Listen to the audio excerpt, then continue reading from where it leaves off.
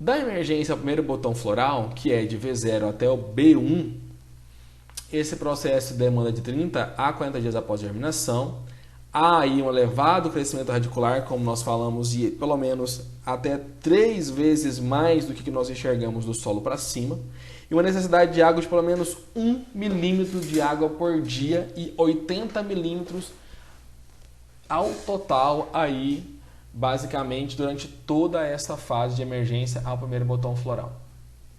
Ele é pouco sensível à temperatura durante as 2 primeiras semanas, né? Somente ali na fase de germinação que essa temperatura do solo ele acabaria sendo de uma certa maneira importante, mas a temperatura ela vai continuar ainda ali entre os 25 graus Celsius como uma temperatura ideal para a continuidade do desenvolvimento dessa planta. A temperatura diurna em torno de 30 e a noturna de em torno de 22 seriam as temperaturas mais ideais para o desenvolvimento da cultura nesta fase. O sistema radicular, ele cresce até que o primeiro fruto seja formado. E quais são os fatores que impedem aí do crescimento e desenvolvimento radicular? Primeiro, alto teor de alumínio no solo, porque ele é o algodão é altamente exigente em fertilidade no solo. E como tem um grande crescimento de próstata radicular, o alumínio ele atrapalha esse crescimento. Subsolo pobre em cálcio. O cálcio ele é um fator muito importante para que as raízes possam alcançar profundidades maiores. Outro processo aqui, impedimento físico, como por exemplo as compactações nas partes das camadas superiores ou camadas mais profundas. Falta de água, isso, principalmente umidade no solo, desfavorece o crescimento radicular. E adubo localizado exatamente abaixo da linha de sementes. Por que essa formação ele atrapalha? Porque além de deixar a semente a raiz de uma certa maneira preguiçosa, ele acaba gerando alguns danos físicos ali, como levando até a própria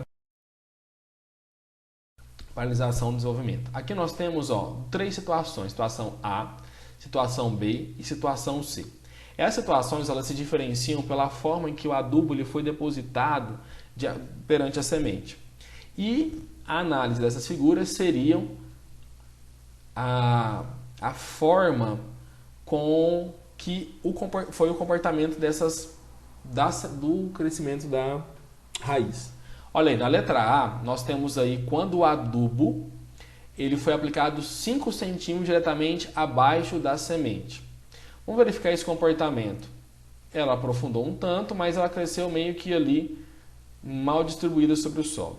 Na letra B, nós vemos que foi distribuído 5 centímetros ao lado das sementes. Olha como que foi o processo. Ocupou um volume, explorou na verdade um volume um pouquinho lateralmente maior. E 5 centímetros aqui, de um lado da semente. Então o que a gente verifica? Um crescimento maior, né, dessa raiz para um lado específico.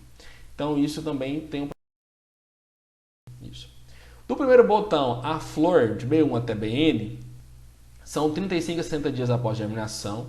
É um período de grande acúmulo de matéria seca, né, para a planta, principalmente de grande desenvolvimento.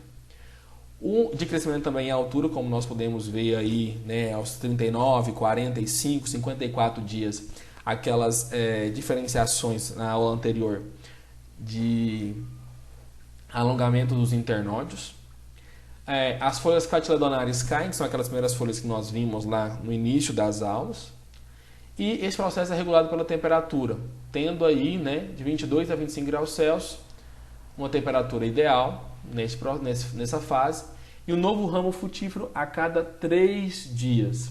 E a exigência aí seria de água de pelo menos 4 milímetros por dia, totalizando aí mais ou menos uns 140 milímetros durante este período. Da primeira flor ao primeiro capulho, são basicamente 60 a 110 dias após a germinação. A abertura da flor de 9 a 10 horas. As flores secam e caem de 3 a 5 dias após o processo de polinização, então elas foram polinizadas, autofecundadas. Acontece ali este processo de queda dessas flores, né, para gerar aí de certa forma a maçã.